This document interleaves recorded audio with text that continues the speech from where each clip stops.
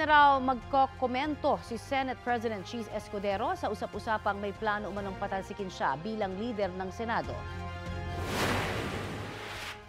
Just go, wag na. Kapag talaga yung mga kwento niyong pagkabawa.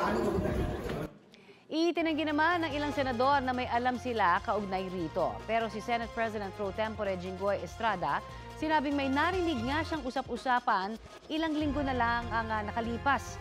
Pinabulaan na naman niyang siya ang ipapalit kay Escudero. Naniniwala raw siyang suportado pa ng karamihan ng mga senador ang pamumuno ni Escudero.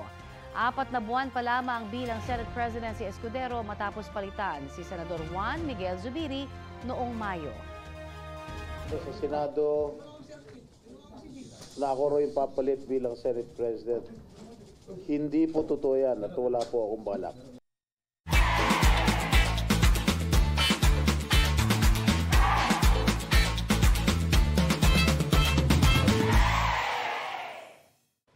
Kapuso, para sa mga maiinit na balita, mag-subscribe sa GMA Integrated News sa YouTube. Sa mga kapuso naman abroad, subaybayan nyo kami sa GMA Pinoy TV at sa www.gmanews.tv.